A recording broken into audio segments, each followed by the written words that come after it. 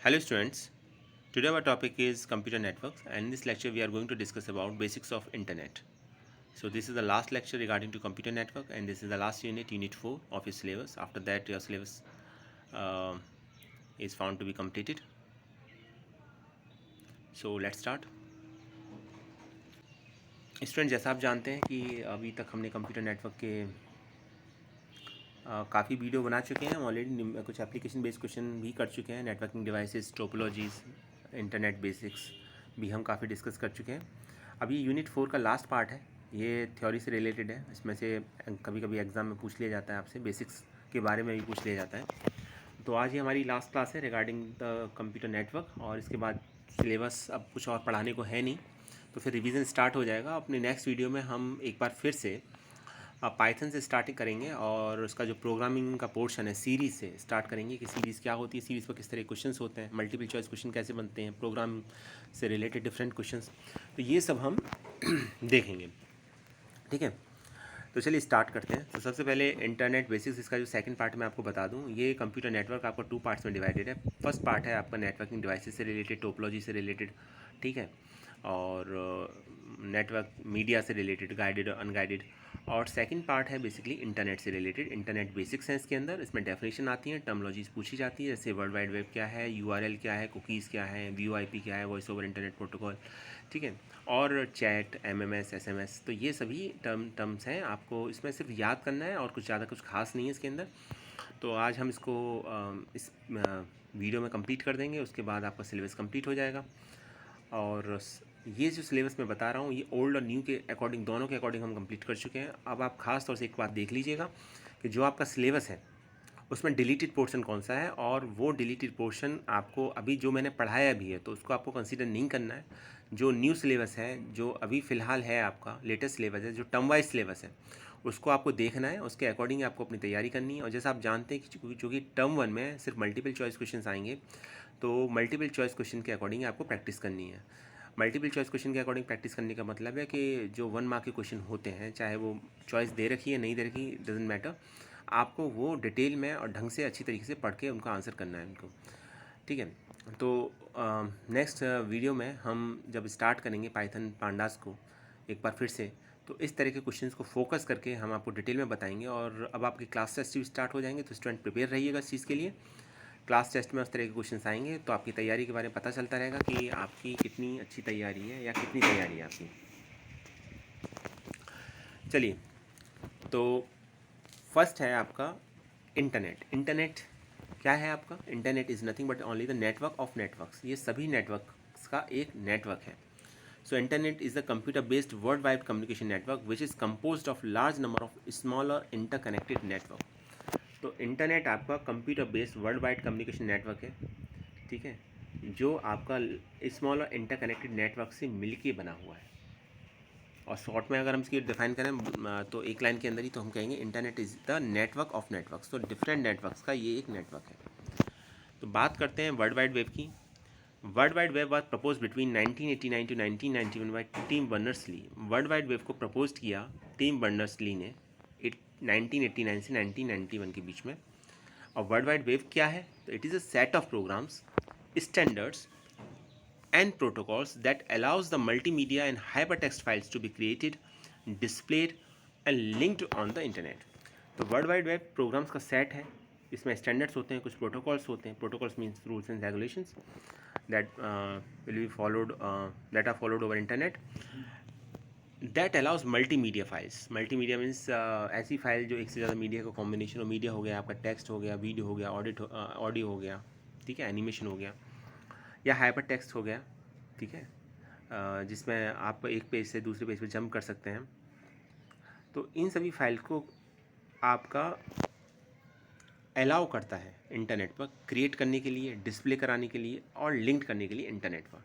तो इसके थ्रू जो मल्टीमीडिया फाइल्स हैं, हाइपर टेक्स्ट फाइल्स हैं, ठीक है, तो ये क्रिएट, डिस्प्ले और लिंक्ड होती हैं। तो world wide web which is also known as web is a collection of the website or web pages stored in the web server and connected to the local computer through the internet। तो और simple definition अगर हम इसकी कहें तो हम ये कह सकते हैं कि वर्ल्ड वाइड वेब को शॉर्ट में वेब भी बोलते हैं। ये कुछ नहीं बल्कि एक वेबसाइट या वेब पेजेस का ही कलेक्शन है जो वेब सर्वर पर स्टोर रहती हैं, तो ये और सिंपल डेफिनेशन है, इसको और सिंपल वे में इस तरीके से अगर आपको याद करना है तो वेब सर्वर पर स्टोर्ड वेबसाइट और वेब पेजेस का कलेक्शन ही वर्ल्ड वाइड वेब है, जो लोकल कंप्यूटर पर आपका इंटरनेट के थ्रू कनेक्ट होती हैं। तो this is the simplest definition. तो अभी आपको और सिंपल करना है, तो ये आई थिंक थर्ड नंबर पे जो है आपके पॉइंट है, ये इंपॉर्टेंट है। मैं एक बार फिर से रिपीट कर देता हूँ। World wide web, which is also known as the web, is a collection of website और वेब पेजेस और stored in the web server and connected to the local computer through the internet. तो local computer के through जब हम internet से connect करते हैं, ठीक है, तो वेब सर्वर पर जो वेबसाइट और वेब पेजेस स्टोर्ड हैं उसके कलेक्शन को ही आपका वर्ल्ड वाइड वेब बोला जाता है।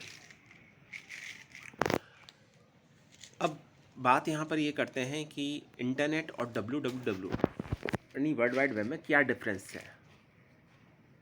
While internet is a collection of computers or networking devices connected together, World Wide Web is a collection of documents linked via special links called hyperlinks. www forms a large part of internet but not a internet. देखिए यहाँ पर ये बात समझ लीजिए कि ये दोनों अलग अलग चीज़ें हैं। वर्ल्ड वाइड वेब इंटरनेट का एक पार्ट है, इंटरनेट नहीं है, ठीक है। World wide web is a part of internet, ठीक है। तो पहला तो ये समझ लीजिए। दूसरी बात ये है कि जब हम इंटरनेट की बात करते हैं तो हम बात करते हैं नेटवर्क की, और नेटवर्क क्या है आपका, डिफरेंट कंप्यूटर्स आपस में इंटरकनेक्टेड रहते हैं और हम रिसोर्स की शेयरिंग करते हैं।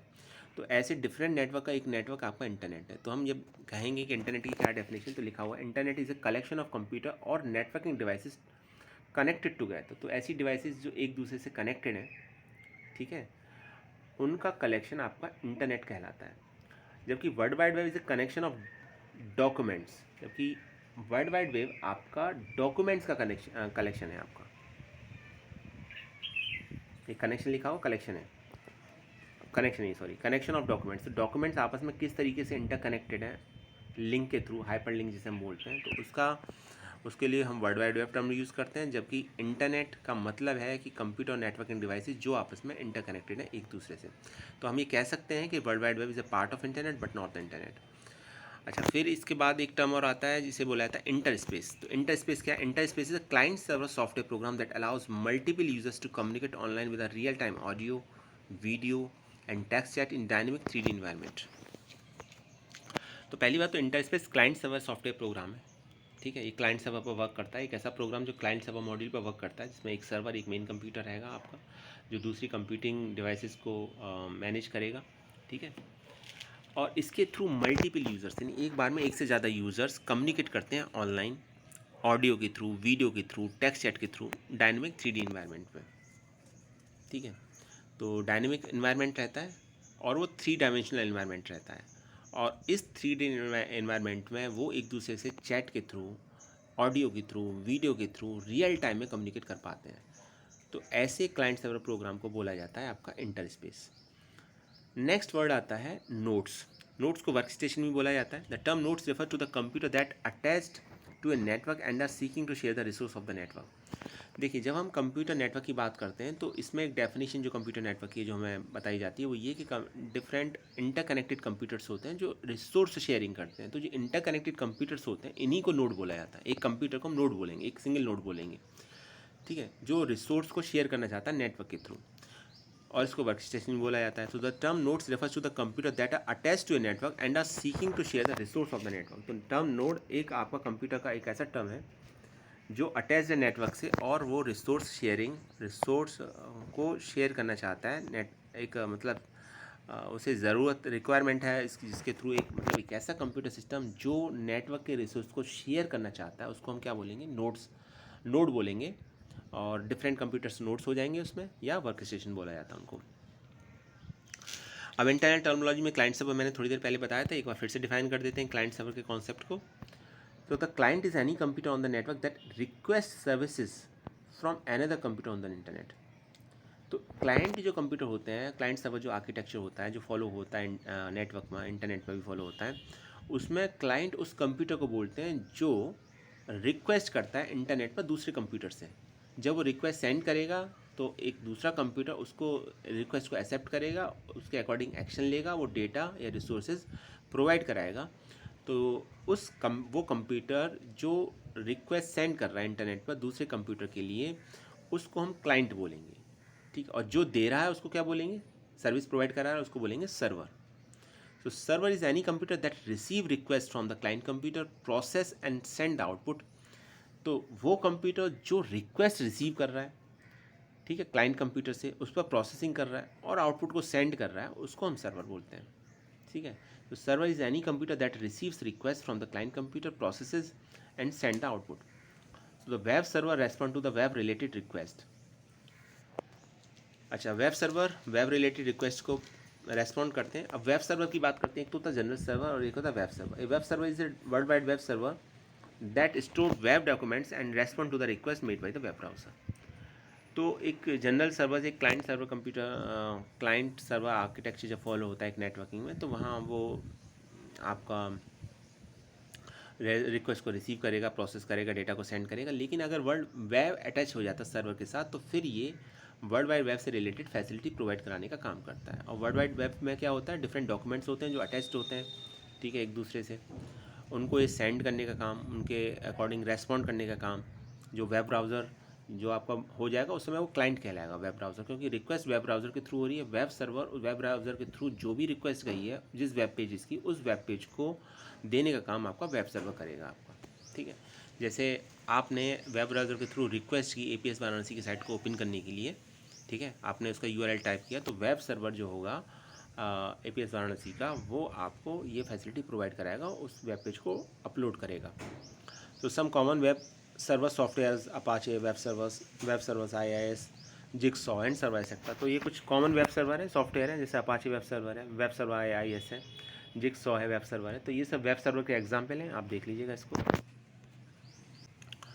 ये डायग्राम में वेब सर्वर को थोड़ा सा और डिटेल में समझाया गया है, देखिए जरा। A web service is world wide web serves that stores web document and respond to the request made by the web browser. तो वेब ब्राउज़र रिक्वेस्ट करेगा, क्लियर, वेब सर्वर रेस्पॉन्ड करेगा।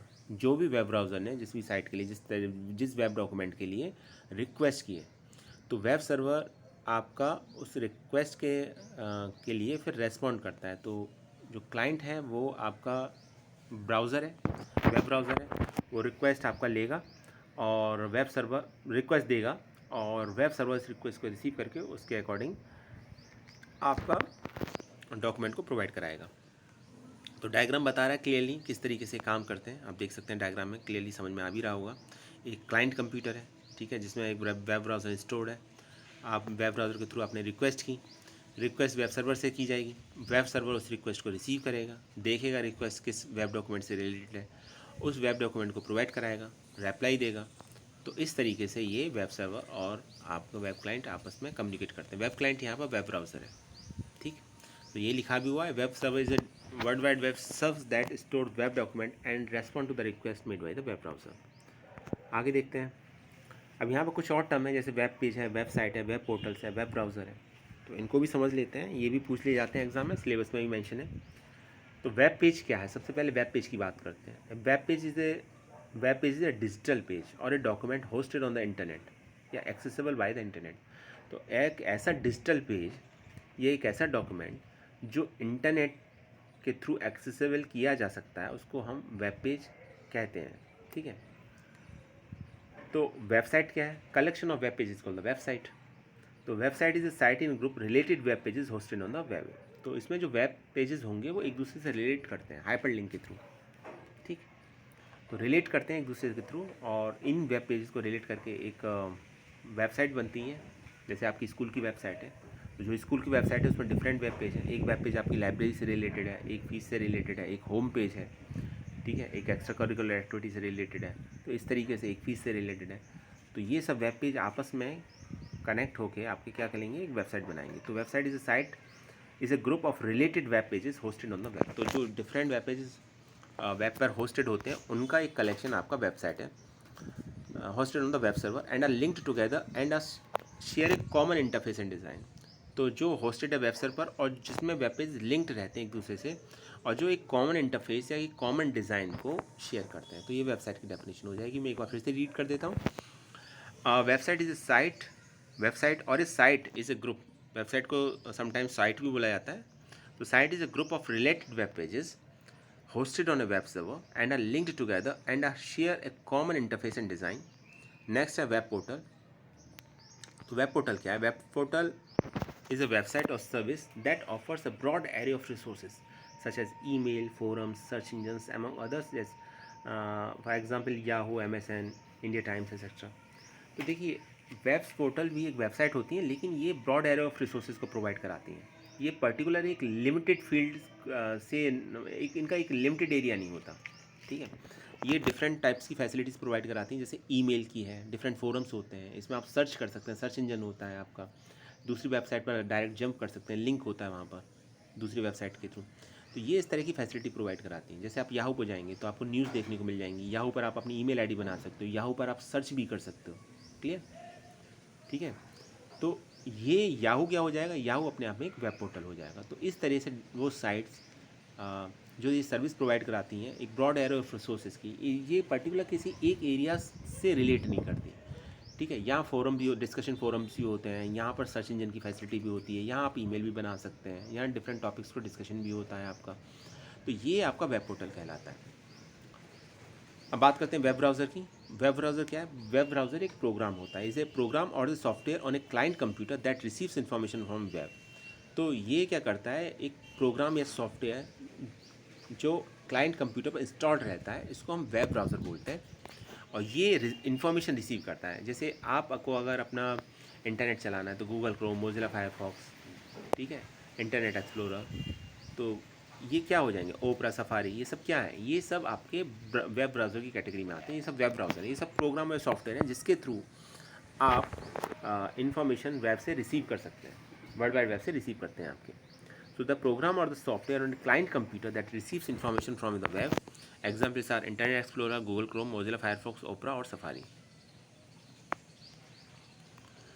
वेब सर्वर की बात करते हैं। देखिए और detail में यहाँ पर वेब सर्वर के बारे में दे रखा है। इस सर्वर, वेब सर्वर है, web server is a computer system that host website. ठीक, एक ऐसा सर्वर, वेब सर्वर जो वेबसाइट को होस्ट करता है, वो क्या कहलाएगा, आपका वेब सर्वर कहलाएगा। It runs web server software such as Apache और Microsoft IIS, provides access to the hosted web page over the internet. तो ये क्या करता है, जो वेब सर्वर होता है ये आपका एक सॉफ्टवेयर प्रोग्राम को रन करता है, जैसे अपाचे है या माइक्रोसॉफ्ट IIS है, जिसके थ्रू जो डिफरेंट वेब पेजेस हैं इंटरनेट पर, उनका एक्सेस आपको प्रोवाइड किया जाता है। जहाँ तक हम वेबसाइट की बात करें तो वेबसाइट क्या है आपकी, website is a collection of publicly accessible interlinked web pages that share a single domain name. Website can be created and maintained by an individual group, businesses or organization to serve a variety of purposes. तो website क्या है, website एक collection है publicly accessible interlink web pages का, मतलब कोई भी इसे एक्सेस कर सकता है, देख सकता है, ठीक है, वेबसाइट को। That share a single domain name, जो एक सिंगल डोमेन नेम को शेयर करता है। डोमेन नेम जैसे हो गया .com हो गया, .edu होगा, .gov हो गया, जो बताता है कि ये किस तरह की वेबसाइट है आपकी। Can be created and maintain by an individual group, business organization, जो किसी इंडिविजुअल के थ्रू, किसी ग्रुप के थ्रू, किसी बिजनेस या किसी ऑर्गेनाइजेशन के थ्रू बनाई जाती है डिफरेंट पर्पसेस के लिए, ठीक है। गवर्नमेंट वेबसाइट के लिए होगा तो उसका आपका डोमेन नेम होगा .gov, कमर्शियल होगा तो .com होगा, एजुकेशन के लिए .edu होगा, ठीक है। तो ये डोमेन नेम होते हैं डिफरेंट। तो वेबसाइट इज, और हम कह सकते हैं website is a collection of linked web pages plus the associated resources that share a unique domain name. तो वेबसाइट एक लिंक्ड वेब पेजेस का कलेक्शन होता है और उसके साथ जितने भी रिसोर्सेज अटैच होते हैं उनका, और जो एक यूनिक डोमेन नेम को शेयर करते हैं। तो जितने भी वेबसाइट में वेब पेजेस होते हैं वो उनका एक डोमेन नेम सेम रहता है, ठीक है, अलग अलग डोमेन नेम नहीं होगा, वो डोमेन नेम सेम ही होगा। एक वेबसाइट में 4 पेजेस हैं तो सभी का डोमेन नेम सेम ही होगा, और कलेक्शन ऑफ सब type of web pages is called the website. तो वेबसाइट वेब पेजेस का कलेक्शन होता है, प्लस जो रिसोर्सेज यूज़ कर रहे हैं, एसोसिएटेड रिसोर्सेज है उसके साथ उनका कलेक्शन, और वो सभी एक यूनिक डोमेन नेम को शेयर करते हैं। वेब पेज और web page is a document commonly written in HTML that is viewed on the internet browser. तो वेब पेज क्या होगा, आपका एक डॉक्यूमेंट होता है जो जनरली HTML में लिखा हुआ होता है, हाइपरटेक्स्ट मार्कअप लैंग्वेज में, जिसे हम व्यू कर सकते हैं इंटरनेट ब्राउज़र के थ्रू। और वेब ब्राउज़र अभी बताया था, दोबारा से देख लीजिए एक बार। Browser is software program to present and explore content on the world wide web. तो एक ब्राउज़र एक सॉफ्टवेयर प्रोग्राम होता है जो प्रेजेंट करता है या एक्सप्लोर करता है कंटेंट को वर्ल्ड वाइड वेब पर। देखिए डिफरेंट डेफिनेशन दे रखी हैं, आपको जो इजी लगे, आसानी से समझ में आ जाए, बात एक ही है, बस रिप्रेजेंटेशन अलग अलग तरीके से किया गया फैक्ट्स का। तो आप वो डेफिनेशन पिक करके उसको लिख लीजिए, उसको याद कर लीजिए, एग्जाम में लिखेंगे फुल मार्क्स मिल जाएंगे आपको। आई थिंक यहाँ तक क्लियर हो गया होगा आपको, आगे चलते हैं। तो अभी हमने क्या समझा, web pages, website, web portals, ठीक है, आपका और वर्ल्ड वाइड वेब, इंटरनेट। अब यहाँ पर कुछ और टर्म्स हैं, ये आपके बुक से लिया गया है, ठीक है। तो यहाँ देखिए, वेब क्लाइंट हम ऑलरेडी बता चुके हैं। Web client is a program और कंपोनेंट, मैं थोड़ा लार्ज कर देता हूँ उसका size, okay. Web client is a program or the component on client side that requests and uses services provided by the web server। तो वेब क्लाइंट एक programme है, एक कंपोनेंट है क्लाइंट साइड में जो रिक्वेस्ट करता है या हम कहें जो सर्विसेज यूज़ होती हैं वेब सर्वर के थ्रू। ओके, URL की फुल फॉर्म होती है यूनिफॉर्म रिसोर्स लोकेटर। अब ये क्या होता है? It is the unique address of the web page on the internet. किसी भी वेब पेज का जो इंटरनेट पर एड्रेस होता है वो आपका एड्रेस बार में जब आप जाएंगे तो देखेंगे कि जो वेब पेज खुला हुआ है आपका, उसका एड्रेस कम्प्लीटली लिखा हुआ होगा, उसको URL बोलते हैं। सो URL is the unique address of web page on internet. तो ये यूनिक होता है, कितने भी वेब पेज हो इंटरनेट पर डजेंट मैटर, लेकिन एक वेब पेज का एक एड्रेस होगा जो उसका URL कहलाएगा। ब्लॉग क्या होता है? Short for web log. इसे वेब लॉग को शॉर्ट में ब्लॉग बोलते हैं। ये एक वेब पेज होता है that serves A publicly accessible personal journal for an individual, जो एक पर्सनल इंडिविजुअल के लिए जो पब्लिकली एक्सेसिबल होता है, ठीक है, और जो किसी इंडिविजुअल के थ्रू एक पब्लिकली जर्नल पब्लिश कराया जाता है, उसके लिए हम ब्लॉग टर्म यूज़ करते हैं।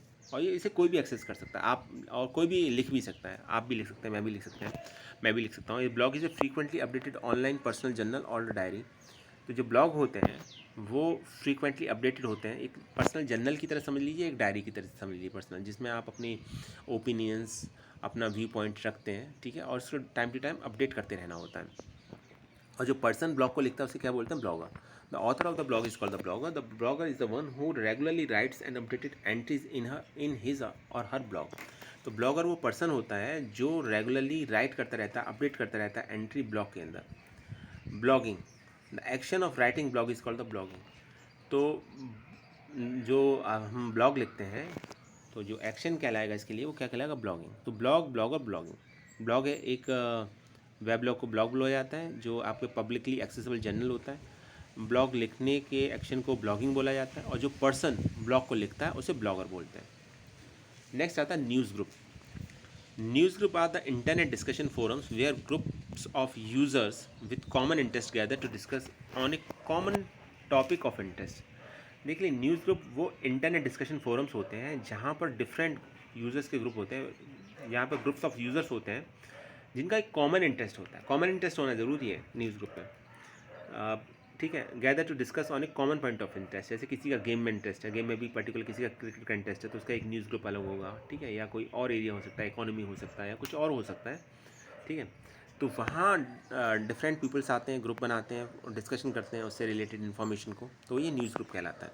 सो news group are internet discussion forums where groups of users with common interest gather to discuss on a common topic of interest। तो सबका एक कॉमन टॉपिक ऑफ इंटरेस्ट रहता है। ऐसा नहीं है किसी का इंटरेस्ट नहीं है, वो उसका पार्ट है और दूसरा है नहीं, उसको कुछ पता नहीं है, तो ऐसा नहीं होता। ऐसे ही लोग सेम न्यूज़ ग्रुप को ज्वाइन करते हैं जिनका कॉमन इंटरेस्ट होता है, और फिर वहाँ अपनी बात को शेयर करते हैं, देखते हैं वो। नेक्स्ट आता है ईमेल। ईमेल को शॉर्ट में इलेक्ट्रॉनिक मेल बोला जाता है। So email refers to the message distributed by electronic means from one computer users to one or more recipients via network, mostly internet। तो ईमेल को इलेक्ट्रॉनिक मेल बोला जाता है, जहाँ पर क्या होता है, यहाँ पर आपका इंटरनेट के थ्रू एक पर्सन से दूसरे पर्सन को मेल किया जाता है। देखिए, ईमेल एड्रेस कुछ इस तरीके से होता है, जैसे यहाँ नीचे लिखा हुआ है, यूज़र नेम है, पहले आप यूज़र नेम होगा, @ से सेपरेट होगा, ठीक है, फिर आपका होस्ट नेम होगा, फिर उसके बाद में डोमेन नेम होगा, होस्ट और डोमेन नेम होगा, जैसे gmail.com है, ठीक है। तो अरोड़ा सुमिता, ये सुमिता अरोड़ा की बुक से लिया गया है, इसलिए इनकी ईमेल आईडी है Sumita Arora @gmail.com। User name, फिर @, फिर होस्ट ऑफ डोमेन नेम।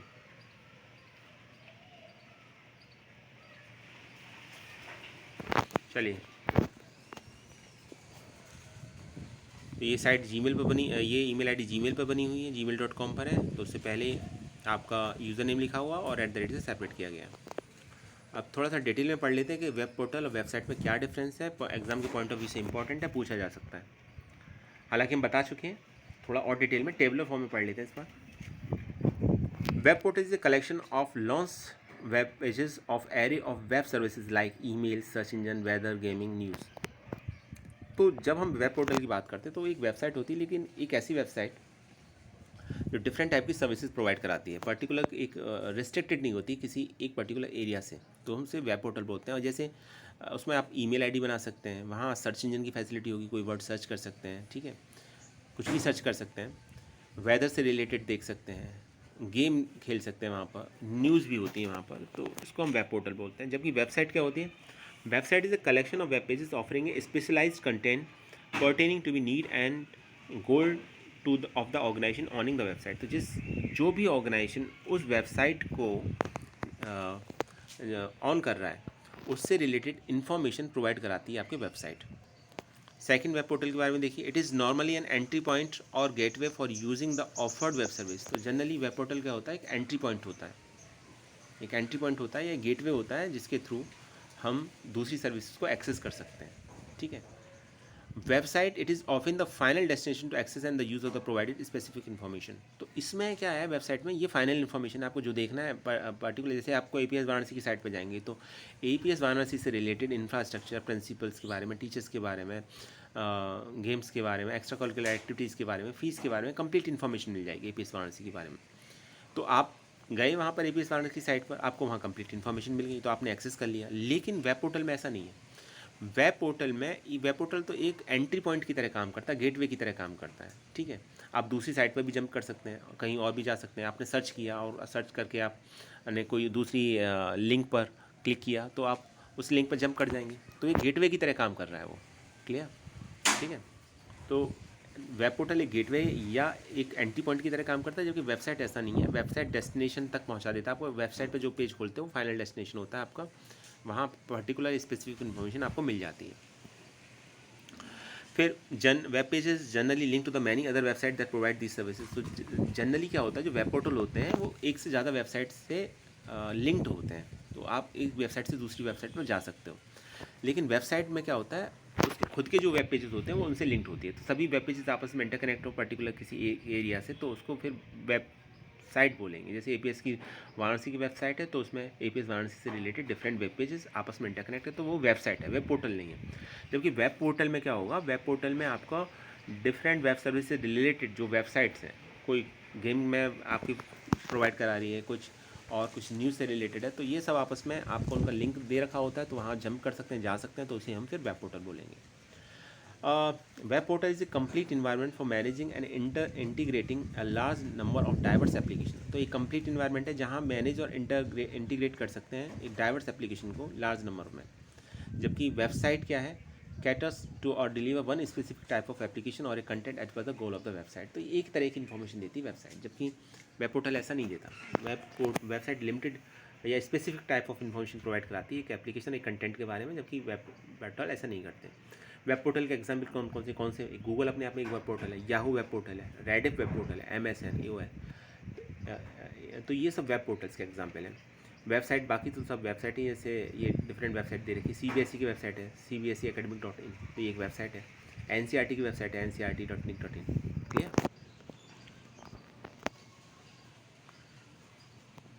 ये हो गया आपका, ब्लॉग भी हो गया, ओके। URL के बारे में एक बार और देख लेते हैं। Location on the net URL is a location on the net server is called a URL। तो इस तरीके से URL लिखा हुआ है, मैं इसको समझा चुका हूँ, एक बार डायग्राम देख लीजिए आप, ठीक है।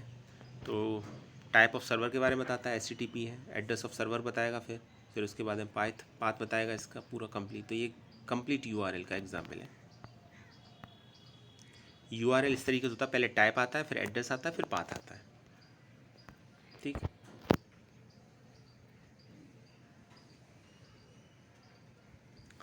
अच्छा, DNS फुल फॉर्म समझिए। DNS को डोमेन नेम सिस्टम बोलते हैं, the character based naming system by which servers are identified is also known as domain name system. तो जिसके थ्रू सर्वर को आइडेंटिफाई किया जा सकता है, तो ऐसा कैरेक्टर बेस्ड नेमिंग सिस्टम को DNS बोला जाता है, ठीक है। कॉमन डोमेन कौन कौन से हैं, ये कॉमन डोमेन नेम हो गए। कॉमर्शियल के लिए, EDU एजुकेशन के लिए, GOV गवर्नमेंट के लिए, MIL मिलिट्री के लिए, नेटवर्क रिसोर्सेज के लिए, ORG नॉन प्रॉफिट ऑर्गेनाइजेशन के लिए, CO कंपनी के लिए, TV टेलीविज़न के लिए। तो स्टूडेंट, ये था आज का हमारा वीडियो और इसी के साथ आपका कंप्यूटर नेटवर्क कंप्लीट होता है। इसमें कुकीज़ के बारे में आपको पता ही है। कुकीज़ वो टेक्स्ट फाइल होती हैं वेब ब्राउज़र की, जहाँ आपकी वेब हिस्ट्री से, सर्च हिस्ट्री से रिलेटेड डेटा स्टोर होता है। और VoIP आपका एक टॉपिक और है, वॉइस ओवर इंटरनेट प्रोटोकॉल बोला जाता है, इसका फुल फॉर्म आती है। वॉइस ओवर इंटरनेट प्रोटोकॉल को VoIP बोला जाता है। तो ये सिलेबस था आपका और यहाँ ये कंप्लीट हुआ। So thanks for watching this video.